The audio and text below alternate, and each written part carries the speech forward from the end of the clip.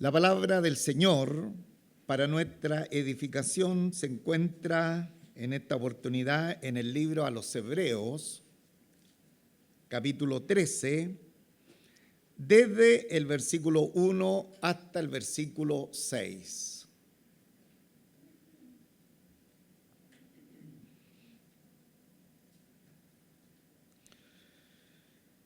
Bien, voy a dar lectura a esta preciosa palabra en el nombre de nuestro Señor Jesucristo.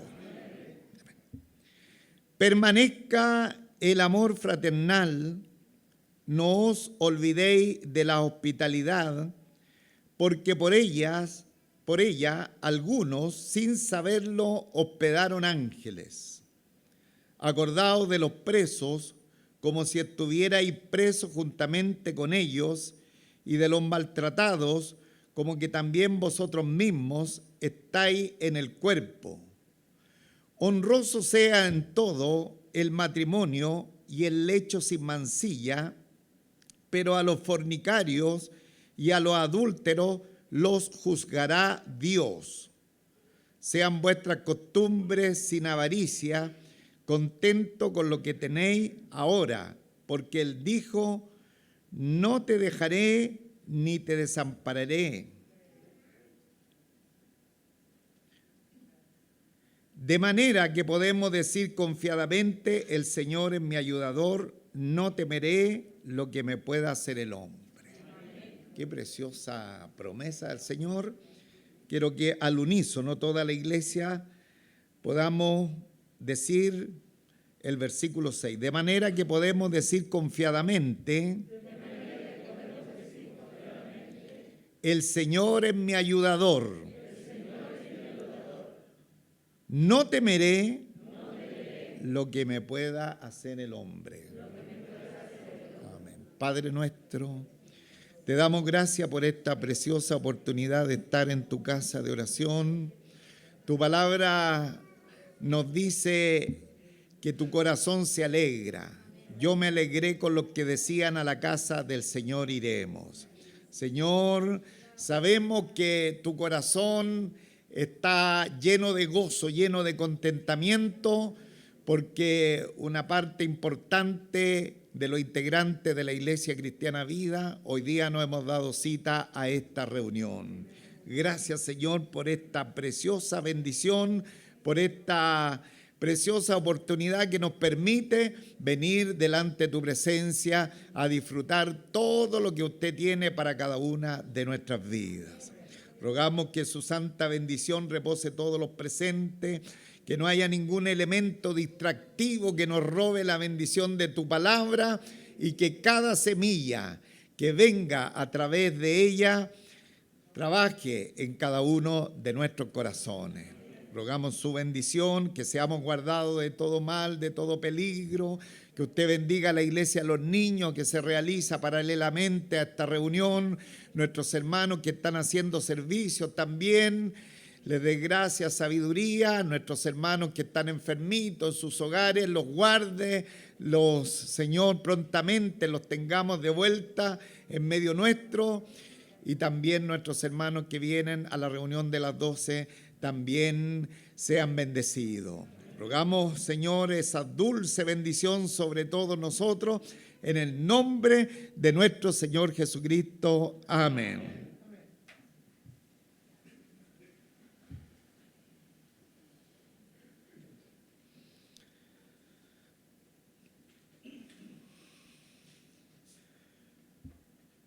Una de las buenas noticias, hermanos, que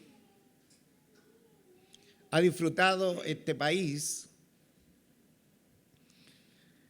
es que en los albores de la sociedad, por ahí por el año 1849, se creó la Escuela de Arte y Oficios,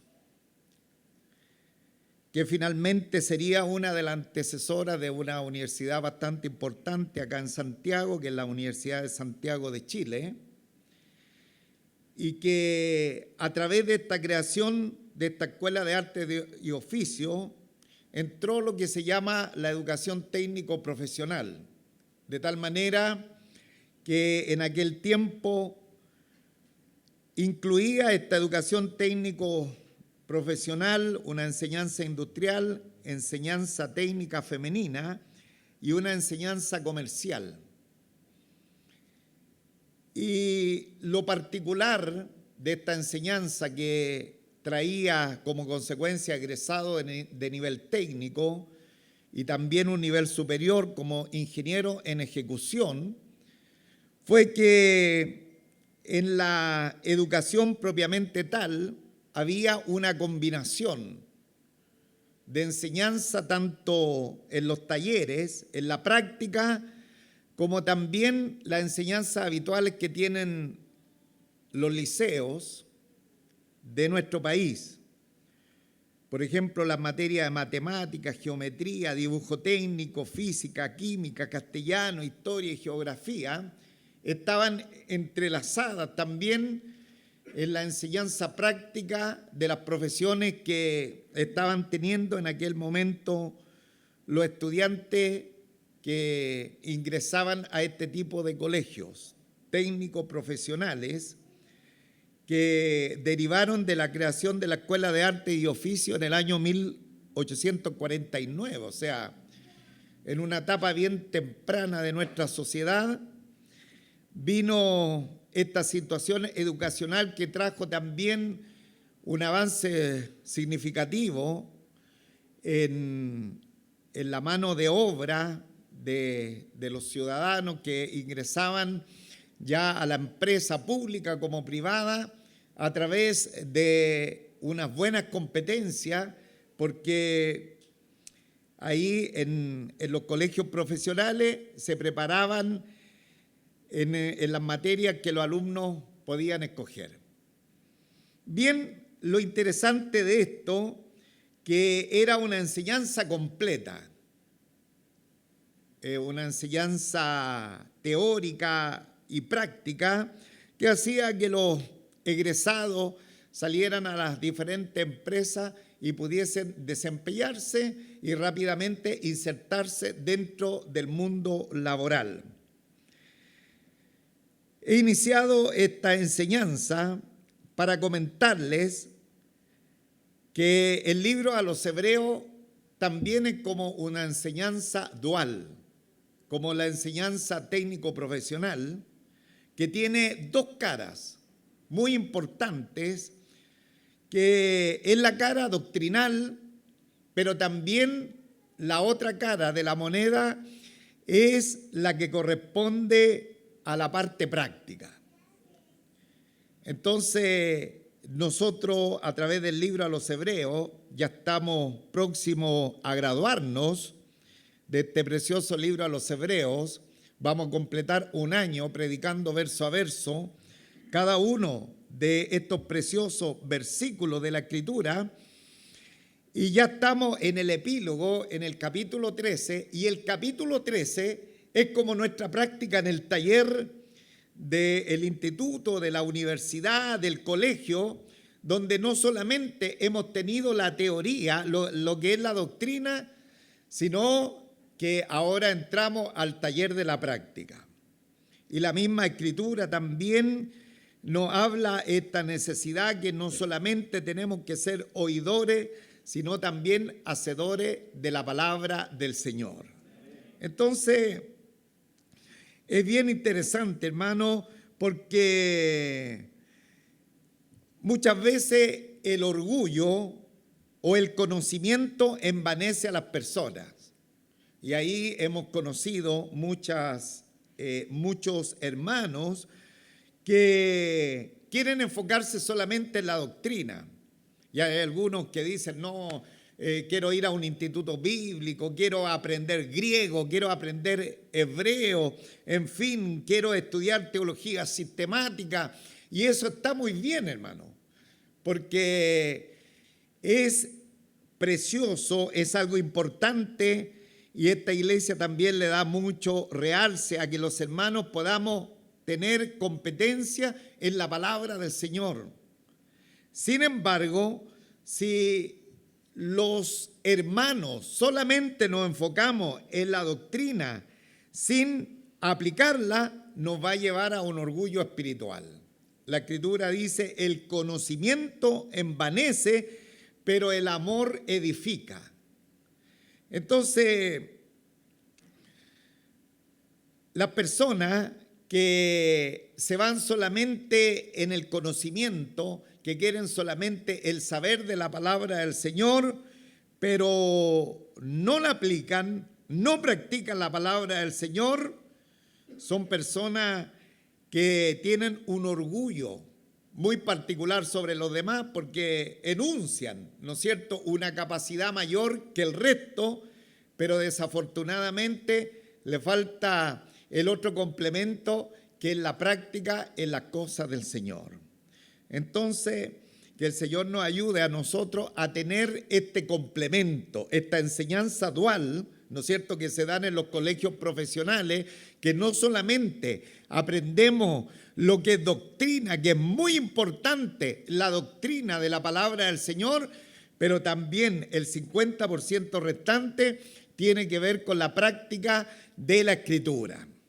Tenemos que practicar, tenemos que avanzar, ¿no es cierto?, en el ejercicio de la fe, algo fundamental, porque en lo demás, si quedamos solamente con el 50%, solamente con el conocimiento, nuestra cristiandad estará cojita, no podremos, ¿no es cierto?, titularnos y nuestra eficacia respecto al Evangelio no dará muchos resultados.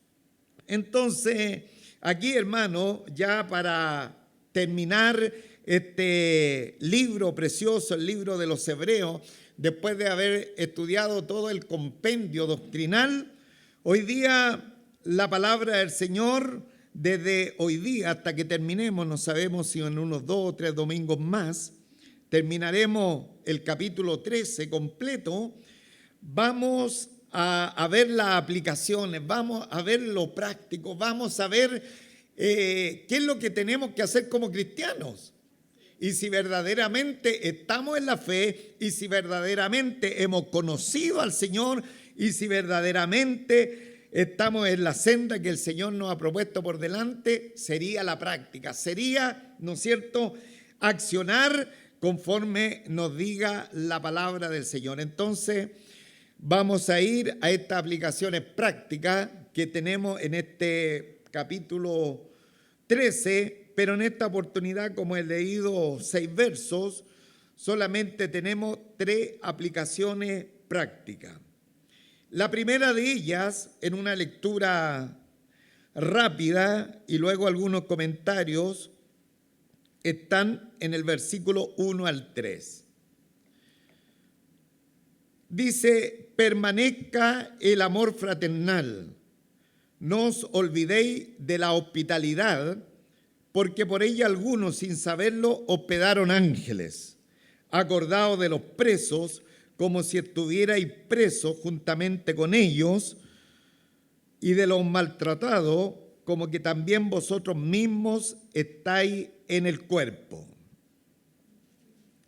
Entonces, la primera aplicación práctica para todos nosotros, para los creyentes, los que ya por la gracia del Señor tenemos la parte teórica, la parte doctrinal que hemos visto casi a través de un año estudiando el libro a los Hebreos, y toda vez, hermano, que nosotros veamos especialmente las epístolas del Nuevo Testamento, tenemos la parte doctrinal, pero finalmente viene la parte práctica de la Escritura. Y la primera parte práctica aquí, que el amor debe estar en medio de nosotros, que el amor debe continuar en medio de nosotros. El versículo 1 dice, permanezca el amor fraternal.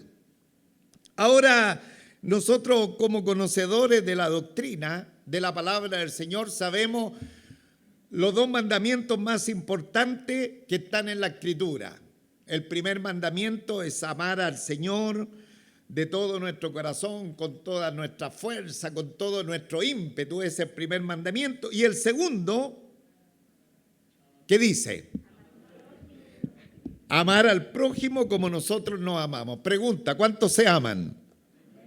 Amén, hermano. El hecho que nos hayamos levantado, duchado, peinado, lustrado, y todo usted como está tan lindo acá en la casa del Señor, es porque nos amamos. El hecho que usted tomó la medicina en la mañana, la que recomendó el médico, en fin, y todos los elementos que confluyen para el bienestar de nuestras vidas es porque nos amamos. Así como nos amamos, así como tenemos un cuidado por nuestra persona, la Escritura dice que debemos amar a los demás. Entonces, primer mandamiento, amar a Dios y amar a nuestro prójimo. Entonces, si nosotros hemos experimentado el amor de Dios, ¿cuánto hemos experimentado el amor del Señor? ¿Cuál fue el amor del Señor? Que nos dio a su amado Hijo, nuestro Señor Jesucristo, para redimirnos de nuestros pecados. Entonces, si nosotros hemos experimentado el amor de Dios, debemos mostrar ese amor hacia los demás. Debemos, ¿no es cierto?, alumbrar ese amor que nuestro Dios nos dio a través de nuestro Señor Jesucristo hacia los que van a la par nuestra. Y debemos enfocarnos en nuestros hermanos, porque acá el mandamiento, la práctica que nosotros debemos accionar es a través del amor fraternal. Mire, el apóstol Pablo lo dice de esta manera en Primera de Tesalonicenses, capítulo 4, versículo 9. Pero acerca del amor fraternal no tenéis necesidad de que os escriba, porque vosotros mismos habéis aprendido de Dios que os améis unos a otros. Vosotros mismos ya han aprendido de la doctrina de Dios, la palabra del Señor, que os améis unos a otros. Y también lo hacéis así como todos los hermanos que están por toda Macedonia. Pero os rogamos, hermanos, que abundéis en ello más y más. O sea, el amor fraternal tiene que abundar entre nosotros, ¿cuánto? Menos y menos. Toda la iglesia. Pero os rogamos, hermanos, que abundéis en ello más y más. Ahora, desafortunadamente, cuando nosotros hablamos de soberanía del Señor, que es un tema apasionante que nosotros tenemos en esta iglesia, porque entendemos lo que es la soberanía, el poder de Dios, hermanos, desafortunadamente muchos combinan o no entienden bien el tema de la soberanía de Dios y lo dejan ver como que nosotros no tenemos ninguna responsabilidad de nada. Y al final de cuentas todo lo tiene que hacer el Señor porque Él es soberano. Craso error.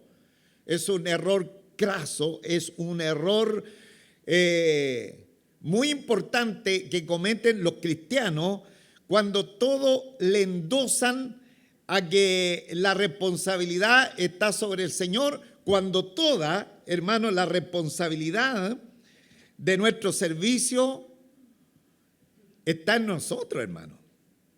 Está en nosotros. Y es así que es muy importante que cuando nosotros empezamos a hablar del amor bíblico, este amor no es automático. No se coloca en automático. Vuelvo al mismo tema de siempre, hermano. No, que el Señor es soberano. El Señor, si quiere, va a traer a mi esposo a la iglesia o a mi esposa. El Señor quiere traerlo a la iglesia, pero necesita alguien que predique el evangelio. Necesita alguien que constantemente esté orando por ese esposo, por esa esposa. Dios trabaja con nosotros, hermano.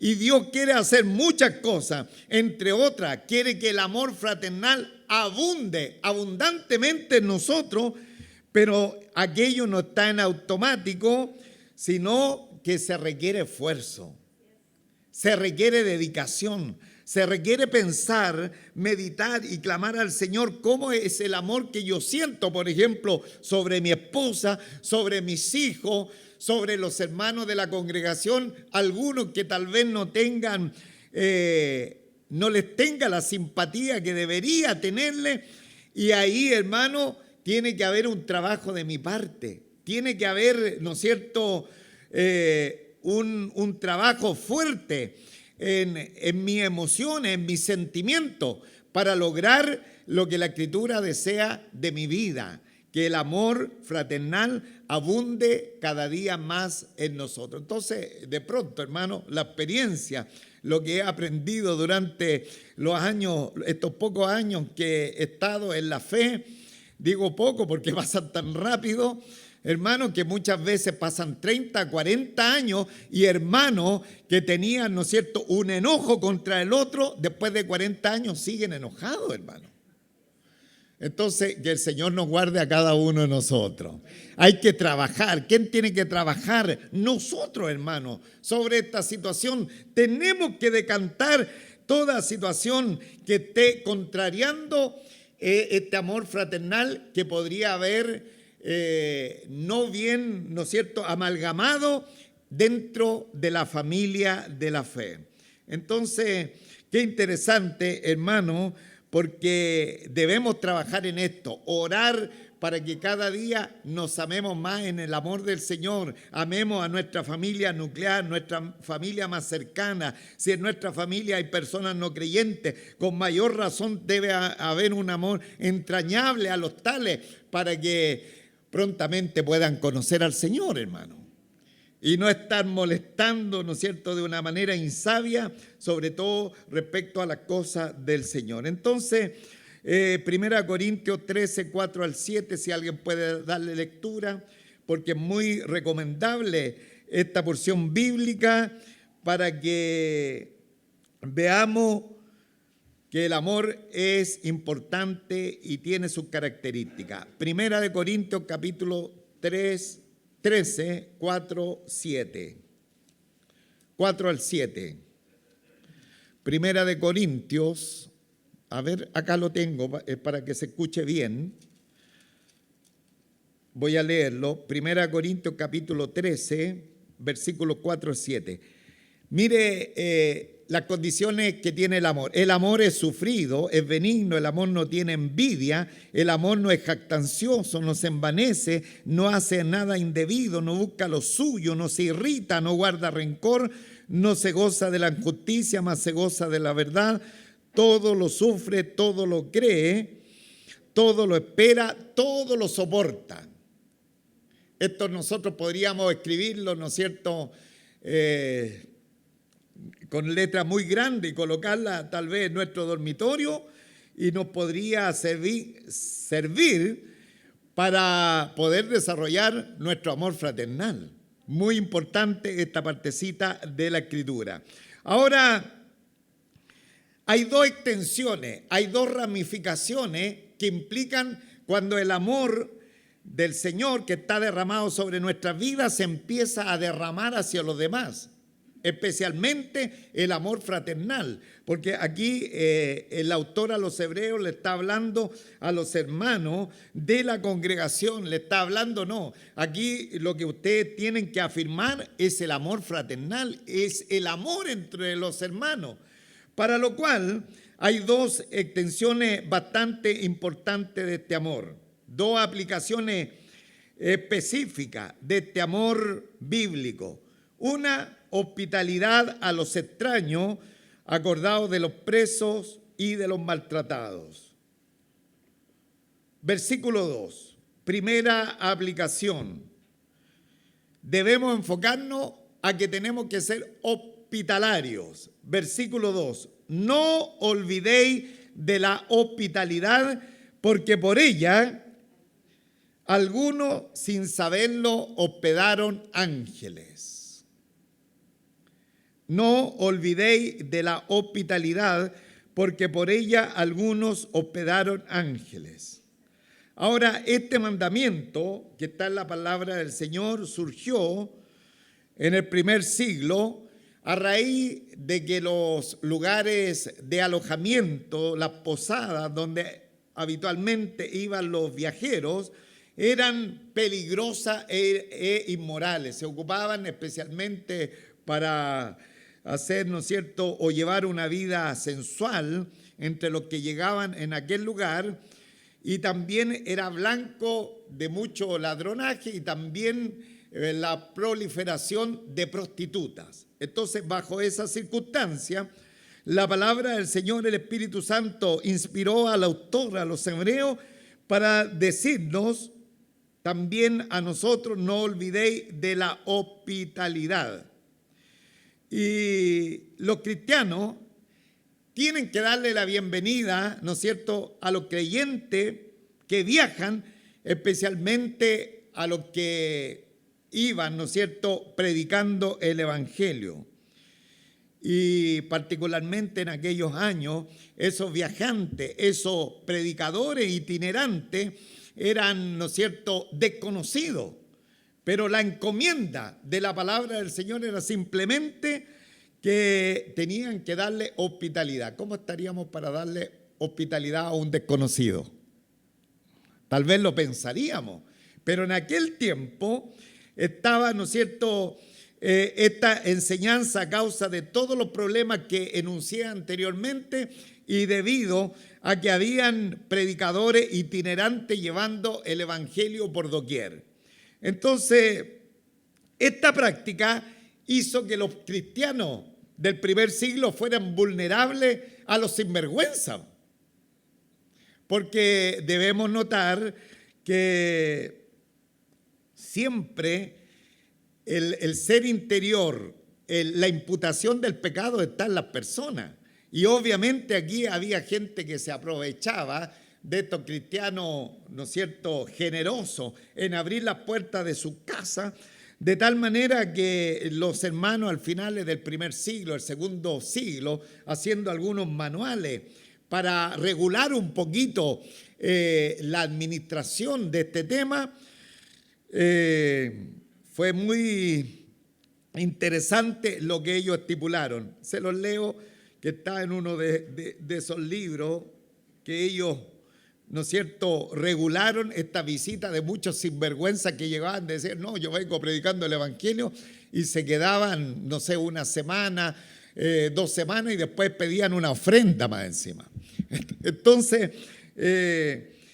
este escrito de la Didache declara que todo apóstol, esta no es la Biblia, pero ellos regularon porque se estaban, ¿no es cierto?, aprovechando de los hermanos, estos muchos personas que no eran ni cristianos, pero se las daban como evangelistas, como apóstoles, como en todos los tiempos también. Que todo apóstol que venga a vosotros sea recibido como el Señor, pero que no se quede más de un día. O si es necesario, démosle 2 días de hospedamiento. Pero si se queda 3, es falso apóstol, es falso profeta. Y cuando un apóstol sale, que no acepte nada más que un pan hasta que llegue a su alojamiento nocturno. Pero si pide dinero, es un falso profeta.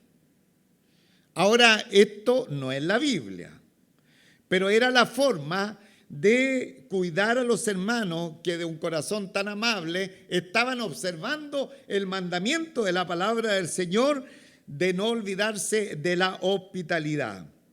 Entonces, nosotros, hermanos, debemos ser generosos y dispuestos a compartir lo que el Señor nos ha dado, pero no debemos fomentar los hábitos irresponsables de las personas.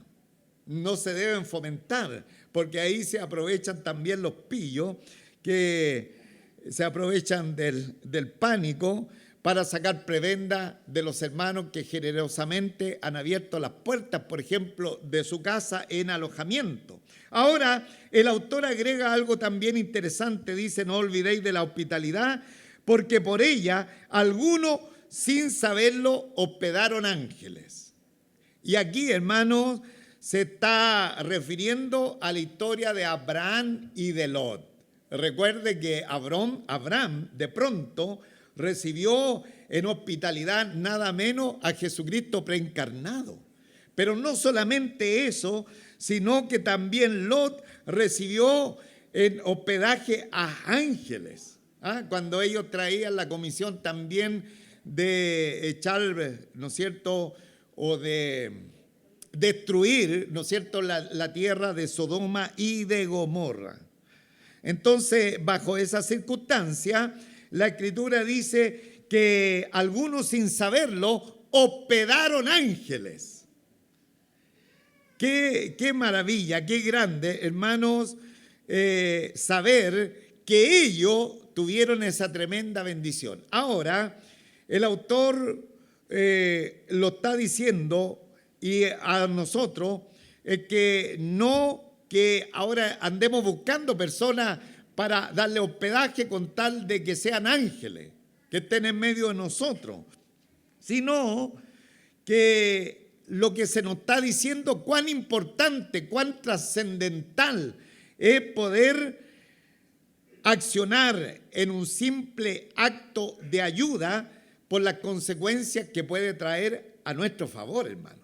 Eso es lo que se quiere decir en esta palabra, porque nuestro mismo Señor Jesucristo nos dijo que cuando nosotros ministramos, cuando nosotros favorecemos, cuando nosotros servimos a los necesitados, en realidad estamos ministrando a nuestro Señor Jesucristo, hermano.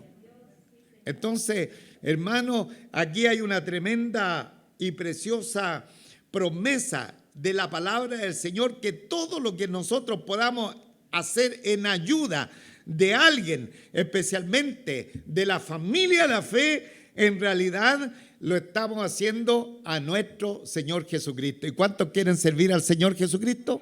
Es muy fácil servir al Señor Jesucristo. Se parte sirviendo a los demás, se parte sirviendo a los hermanos, se parte accionando en favor de ellos. Y cuando lo hagamos a uno de estos pequeños, dice la Escritura, a mí me lo estáis haciendo. Bendito sea el nombre del Señor. Entonces, esa es la idea, hermano, del hospedaje, es tener el sentido de servicio hacia la familia de la fe, sin pensar que nos está llegando un ángel del cielo, sino todo lo contrario, los resultados favorables que tienen a nuestra vida en ministrar a esos hermanos que están en alguna necesidad en particular, como también que se lo estamos haciendo a nuestro Señor. Entonces dice, no olvidéis, hermano, no nos olvidemos de la hospitalidad, porque por ella algunos, sin saberlo, hospedaron ángeles. Ahora, también la otra arista de este amor fraternal, primero tiene que ver, como lo he dicho anteriormente, con ser hospitalarios, pero también tiene que ver con ayudar a los que sufren por causa de la fe. Versículo 3. Acordaos de los presos, como si estuvierais presos juntamente con ellos, y de los maltratados, como que también vosotros mismos estáis en el cuerpo. Acordaos de los presos y acordaos de los maltratados. ¿A quiénes se está refiriendo? Acá el autor a los hebreos se está refiriendo a aquellos que están sufriendo el maltrato y la privación de la libertad por causa de la fe en nuestro Señor Jesucristo. Eso no descarta que los que están presos por delinquir, los que son, ¿no es cierto?, están enjuiciados por la misma justicia terrenal, no se descarta que ellos también tengan que recibir el mensaje del Evangelio, predicarle el Evangelio. Pero sin embargo, hay una mayor encomienda, un mayor mandamiento que se debe realizar a través de nosotros, que nosotros debemos acordarnos de los presos como si nosotros estamos presos, y también de los maltratados como si nosotros también estamos siendo maltratados. Ahora, todos los domingos nosotros le damos muchísimas gracias al Señor, porque todavía en nuestro país nosotros estamos viviendo en la libertad de poder predicar el Evangelio. ¿Cuántos le dan gracias al Señor por esto? Le damos gracias al Señor, permita a Él, y tenemos que orar para que esta libertad no se acabe, porque hay muchos intereses de personas que quieren terminar con la libertad de la predicación del Evangelio, pero hasta el momento, gracias al Señor, no. Sin embargo, en muchas latitudes hay hermanos presos, hay hermanos maltratados y hoy día de manera muy particular hay hermanos que están sufriendo no poder congregarse, no poder alabar y bendecir el nombre del Señor porque están en la guerra. ¿Qué dice la Escritura? Que nosotros debemos acordarnos de ellos como si nosotros nos está pasando eso, hermano. Como que si nosotros estamos presos por el Evangelio, como que si nosotros estamos siendo maltratados, perseguidos por el Evangelio, o que si nosotros mismos estamos en la guerra, hermanos. Tenemos que acordarnos de ello, porque al acordarnos, al ponernos en el lugar y nosotros decimos, Dios mío, ¿qué pasaría si yo estuviera en la guerra, por ejemplo? ¿Qué pasaría si nos estuviesen persiguiendo por el tema del Evangelio bajo esas circunstancias? ¿Cuál sería nuestra reacción? ¿Qué quisiéramos que otros hicieran con nosotros? Esa es la regla de oro. Acuérdense de los que lo están pasando mal, de los hermanos que no están pasando bien la vida porque están presos por el Evangelio, porque están siendo maltratados. Acuérdense de ellos como si a ustedes les pasa lo mismo, para ver qué es lo que desearían que otros hagan. Si nosotros estuviésemos en guerra, hermano, o perseguidos por el Evangelio, ¿qué nos gustaría que otros hermanos que están tranquilitos hicieran por nosotros? ¿Qué nos gustaría? ¿Qué nos gustaría?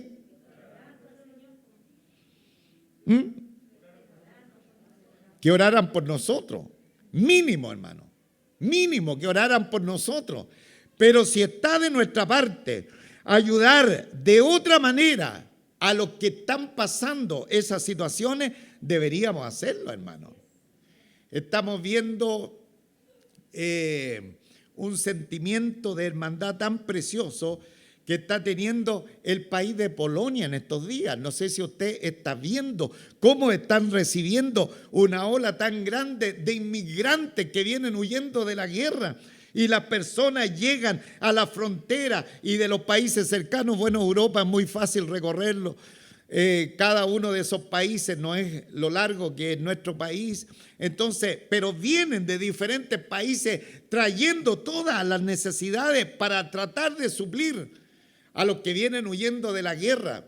De hecho, una niñita que llegó a la frontera de Polonia, ella estaba de cumpleaños. Yo creo que usted vio esta noticia y decía, bueno, ¿y quién me va a celebrar el cumpleaños? Y la gente de ahí armó rápidamente un cumpleaños y levantaron regalos y trataron de suavizar los horrores que traía esa niña respecto a la guerra, hermano.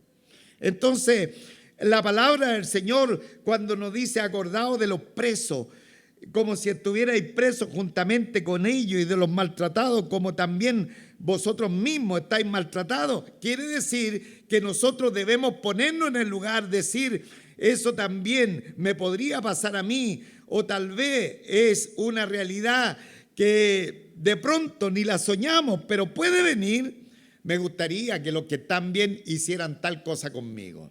Entonces, mínimo, hermano, que el Señor nos ayude a interceder, que nos acordemos en las oraciones y si está de nuestra parte poder colaborar de alguna forma, que lo hagamos para la ayuda del Señor, con la ayuda y la gracia del Señor. Estas son lecciones prácticas. Entonces, no, pastor, yo soy teólogo, yo sé toda la doctrina, pero aquí está la práctica. Aquí están las cositas pequeñas, aquí están las cosas que hay que hacer como cristianos. Permanezca el amor fraternal, y el amor fraternal tiene dos derivaciones, la hospitalidad y también acordarnos de los que están en necesidad. Ahora, el apóstol, bueno, no sé si era el apóstol, pero era el autor a los Hebreos. Algunos dicen que era Pablo, otros dicen que no, pero no vamos a discutir ahora que ya estamos un año predicando el libro a los Hebreos, no nos vamos a complicar con eso, pero el autor a los Hebreos dice y nos va a hablar acerca de la familia. Acerca de la familia.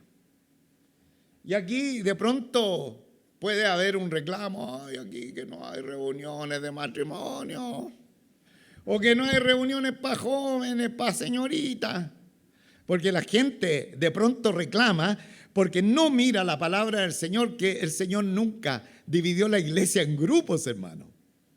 Nunca lo hizo, ¿no es cierto?, de manera segmentada, sino que el Espíritu Santo venía y daba la enseñanza. Y en la enseñanza salían todos los temas. Estaba toda la Escritura, hermano. Y aquí nos habló del amor fraternal, nos habló de la hospitalidad, nos habló también de acordarnos de los que están sufriendo, pero ahora nos va a hablar de la familia, hermano. Y cuando nos habla de la familia, se va al tema matrimonial rápidamente. Dice, honroso sean todo el matrimonio y el lecho sin mancilla, pero a los fornicarios y a los adúlteros los juzgará Dios. Entonces, hermano, qué bueno que en esta iglesia la costumbre de este pastor es predicar de manera expositiva, porque en estos textos que son medios complicados no puede hacer una finta, no puede hacer una figura que hace Ronaldo, ¿no es cierto?, cuando se traspasa a un jugador, porque tengo que ir a la palabra del Señor. ¿Y cuántos aman la palabra del Señor? Amamos la palabra del Señor. Entonces dice, honroso sean todo el matrimonio. Honroso, que el matrimonio tenga honor. Bueno, en los 50 años que han pasado en nuestra sociedad, nuestra cultura ha dado un giro en U, se ha vuelto en U, alejándose de la visión cristiana del matrimonio. Ahora la cultura, el mundo no tiene por qué tener la visión cristiana del matrimonio, pero las naciones de la tierra, en su intuición, los gobernantes de la tierra han entendido que esto es lo normal. Lo que la iglesia practicaba siempre, la moralidad sexual que prevalecía desde el año 60 atrás, hermano, las naciones de la tierra lo entendían como algo totalmente normal. Porque las personas en su intuición tienen la revelación de Dios. Sin embargo, a partir ya de la década del año 60, nuestra cultura se deshizo totalmente de las normas cristianas y abrazó abiertamente el sexo libre y el divorcio fácil. Ahora no quiero decir, hermano, que esto no existía desde siempre, desde que el hombre cayó. Hermano, después de la caída, después de la entrada del pecado, esto ha sido una realidad a diestra y a siniestra. Lo que estoy diciendo, que antes del año 60, la sociedad en su núcleo general observaba, sin tal vez conocer mayormente la Escritura, pero entendía que la normalidad estaba, por ejemplo, en una familia nuclear establecida entre un hombre y una mujer, y también con la generación de hijos, los matrimonios que podían y los que no, también estaban bendecidos por el Señor, hermano. Debemos entenderlo de esta manera igual. Pero desafortunadamente, como he dicho, desde el año 60, 1960, antes que naciera yo, hermano, ya usted puede ir sacando la cuenta. Desde ahí en adelante, esta sociedad ha caído, ¿no es cierto?, en una decadencia y se ha ido deshaciendo paulatinamente de todas las normas cristianas y ha empezado a abrazar abiertamente el sexo libre y también el divorcio fácil. Ahora en la Escritura también está el divorcio, pero ahí tenemos la enseñanza clara de la Escritura, dice, pero por la dureza de tu corazón, no un divorcio, porque no me sirvió una taza de té, me voy a divorciar, como lo está haciendo hoy día las personas, hermano. Entonces, aquí la palabra del Señor nos habla, honroso sea en todo el matrimonio. Hermano, la importancia que coloca la Escritura en los matrimonios piadoso es el fundamento que debe haber en nosotros como creyentes, como iglesia del Señor, y eso también se tiene que traspasar a la sociedad. Quieran o no ellos implementarlo o tenerlo, pero nosotros, hermanos, debemos tener honroso en todo el matrimonio. Y la palabra honroso significa precioso, valioso. Y luego dice el lecho, y el lecho sin mancilla. Es decir, está aludiendo al sexo matrimonial entre el esposo y la esposa. En ese matrimonio constituido por Dios debe ser sin mancilla, o sea, no tiene que haber elemento ajeno como adulterio y fornicación en el matrimonio. Entonces, hermanos amados, nosotros como creyentes debemos honrar el tema del matrimonio porque Dios lo ordenó y también Dios lo honró, hermanos. Dios lo honró, lo ordenó en primer lugar antes que el hombre cayera y lo instituyó ahí en el huerto del Edén. Y creó, ¿no es cierto? Dijo Dios, no es bueno que el hombre esté solo, le haré una ayuda idónea. Y ahí creó a Eva para Adán. ¿A quién creó para Adán? A Eva. A Eva creó para Adán. Entonces, ahí, hermanos, viene el primer matrimonio entre el primer hombre y la primera mujer. Ahí parte el matrimonio y dice la Escritura que esto debe ser honroso, debe tener honor. Y sabe, las tres personas de la Trinidad, Dios Padre, Dios Hijo y Dios Espíritu Santo, honran el matrimonio que Dios estableció en el huerto del Edén. Dios Padre lo honra porque Él lo instituyó, a Él se le ocurrió, no se le ocurrió al hombre. Por eso, cuando hoy día las personas, los legisladores, hablan de la familia, ellos hacen una deformación de lo que es la familia. Sin embargo, Dios honró el matrimonio porque Él lo instituyó en nuestros primeros padres, en Adán y en Eva. También el Hijo honró el matrimonio cuando Él asistió a las bodas de Caná de Galilea y realizó su primer milagro.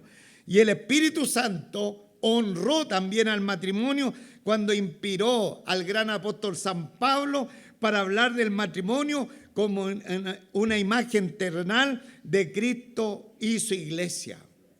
Entonces, amados en el Señor, aquí tenemos la honra de vida que cada uno de nosotros tenemos que darle a la institución que creó Dios, hermanos.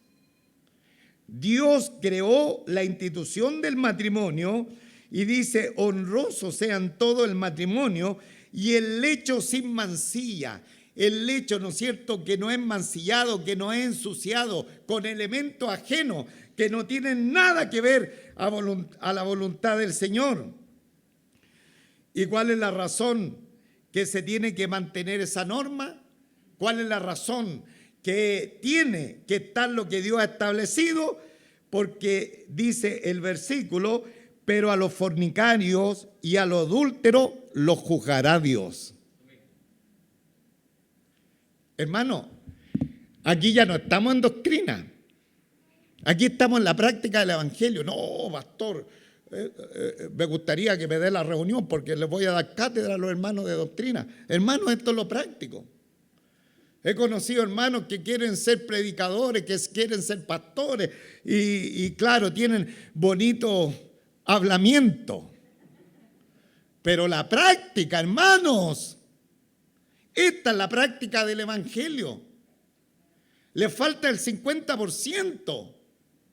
¿Cómo es posible, amados hermanos, si la palabra del Señor nos habla del amor fraternal, nos habla de la hospitalidad, nos habla de los presos, nos habla del matrimonio, del honor que tiene el matrimonio entre un hombre y una mujer y el lecho sin mancilla? Y además nos dice que los que practican la inmoralidad sexual van a ser, ¿qué dice? Juzgados por Dios.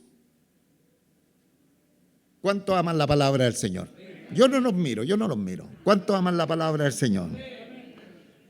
Dice así la Escritura, Pero a los fornicarios y a los adúlteros los juzgará Dios. Toda relación sexual fuera del matrimonio, que no tiene que ver con mi esposa y que es antes del matrimonio y con alguien que no es lo opuesto a mí, dice que el juicio de Dios estará sobre esa persona. Alguien dice, no, pero ese texto podría estar fuera de contexto. Les leo otro. 1 Corintios 6, del 9 a 10. ¿No sabéis que los injustos no heredarán el reino de Dios? No es rey, ni los fornicarios, ni los idólatras, ni los adúlteros, ni los afeminados, ni los que se echan con varones, ni los ladrones, ni los avaros, ni los borrachos, ni los maldicientes, ni los estafadores heredarán el reino de Dios. Mire lo que dice Efesios 5, 6. Porque sabéis esto, que ningún fornicario o inmundo o avaro que idólatre tiene herencia en el reino de Cristo y de Dios. Nadie os engañe con palabras vanas, porque por estas cosas viene la ira de Dios sobre los hijos de desobediencia. Pastores, que yo sé toda la doctrina de la Biblia, déjeme a mí predicar, porque ya la conozco todo. Y aquí, hermanos, esta es la otra cara de la moneda.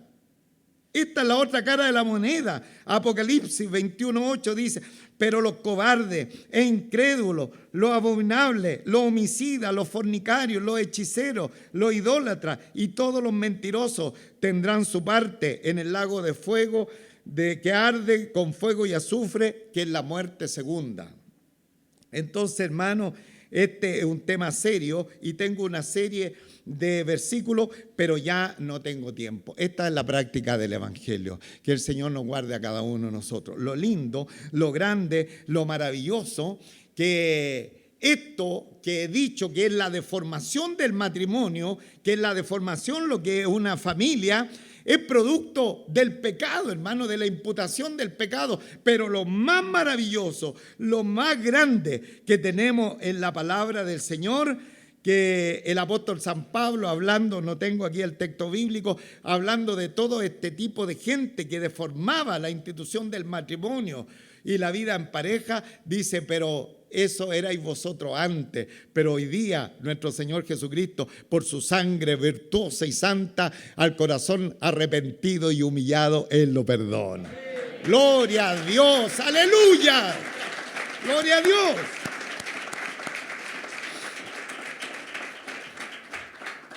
Por eso no tenemos problema con las personas tan diferentes a nosotros.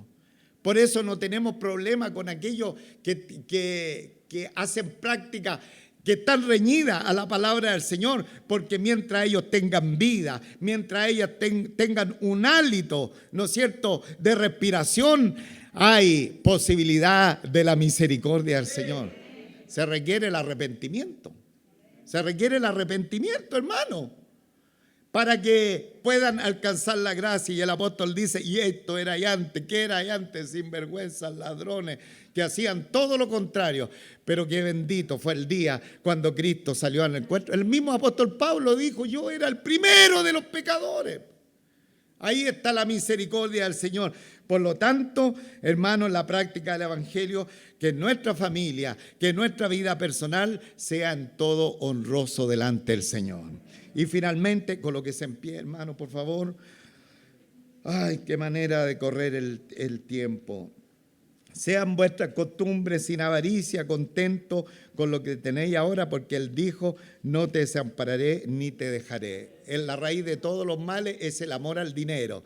Pero la Escritura dice que eso tiene que ver con la avaricia, contento con lo que tenemos. ¿Por qué? Porque el mismo Señor dijo, tranquilo, hombre, no te desampararé ni te dejaré. De manera que podemos decir confiadamente, el Señor es mi ayudador, no temeré lo que me puede hacer el hombre. Qué bendito, qué grande promesa tenemos en el Señor. Hermano, no se afane. ¿Quién podrá, por mucho que se afane, añadir un codo a su estatura? Nadie puede hacerlo.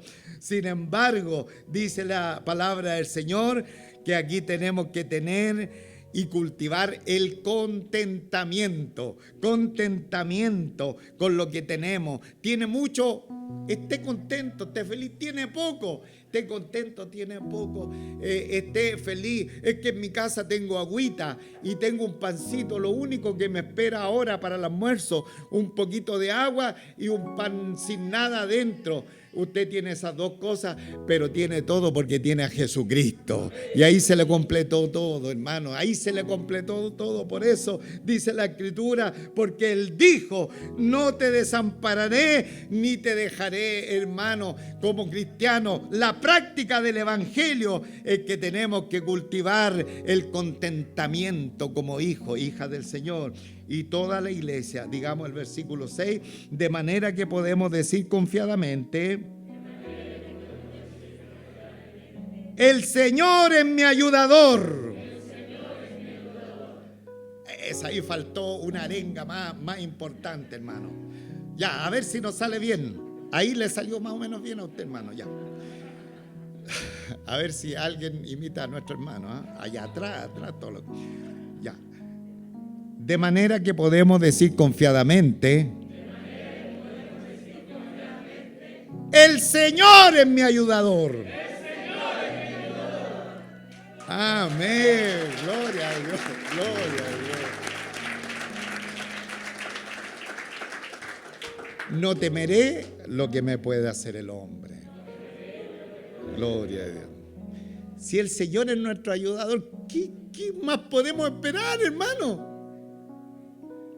¿Cuál es su problema? ¿Cuál es su necesidad? Si Él es nuestro ayudador, hermano, no temeré lo que me diga el hombre. ¿Qué me dijo el hombre? No, te queda poquito años de vida. No, ¿qué dijeron? No, si la pega te va a durar poco. No temeré, porque el Señor es mi ayudador. Pero verdaderamente, ¿el Señor de tu vida? Esa es la pregunta. Para que Él sea nuestro ayudador, para que Él no te desampare, para que Él no te deje. ¿Es verdaderamente Jesucristo el Señor de tu vida? Y es el llamado que el Señor siempre nos hace en esta congregación. Es el llamado que el Señor siempre viene haciendo a todos los presentes, porque puede haber algún hermano, algún amigo, alguna amiga que ha venido a este culto y todavía Jesucristo no es el Señor de su vida. Entonces, para que Jesucristo, para que Dios no lo desampare, para que Él sea su ayudador, primeramente tiene que ser el Señor de su vida. Ven a Jesucristo hoy, ven sin tardar, entrega tu corazón a Él, cree en lo que Jesucristo hizo en la cruz del Calvario, que Él llevó todos nuestros pecados y dice la Escritura, por su llaga somos sanados. Si tú crees al mensaje del Evangelio, vas a empezar a vivir, ¿no es cierto?, bajo el amparo del Señor. No te desampararé. El que habita al abrigo del Altísimo, bajo la sombra del Omnipotente. ¡Ah, qué precioso! El que habita al abrigo, hermano. ¡Qué maravilla estar bajo el abrigo del Altísimo! Estamos cubiertos bajo sus alas. Bendito Dios. Padre nuestro, Padre celestial, con cuánta gratitud te adoramos, Señor. Gracias, Señor, porque tú siempre vienes, Señor, a mostrarnos tu palabra. Gracias por entender.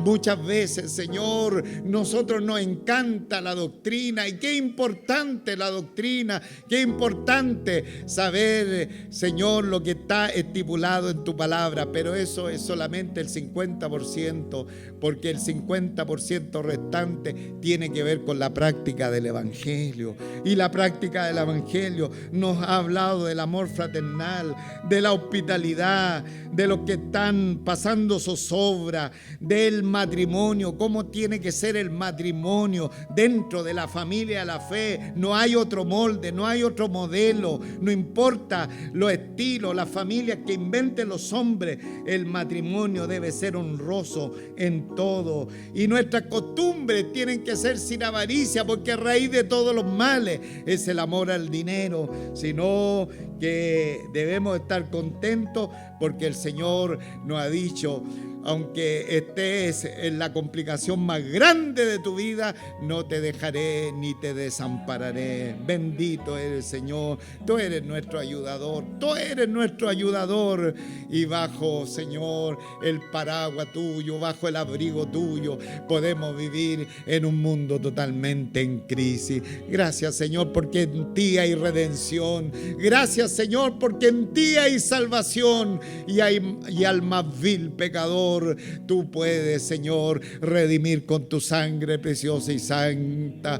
Señor, si alguien va pasando esta deformación en cualquier área de su vida, que en esta preciosa mañana venga en fe y venga en arrepentimiento, de tal manera que la sangre preciosa de nuestro Señor Jesucristo lo pueda cubrir, lo pueda lavar, lo pueda limpiar de todo pecado. Señor, ten misericordia de cada una de nuestras vidas y permite que todos los congregados en este lugar podamos, Señor, estar en el camino de la doctrina, pero también de la práctica, que hayamos empezado en este camino de la práctica del Evangelio, que hayamos empezado a vivir la vida que tú quieres de cada uno de nosotros. Señor, ayúdanos, Señor, a andar en tu camino. Bendito seas para siempre. Graba tu palabra en nuestros corazones y llévanos a nuestras casas bendecidos.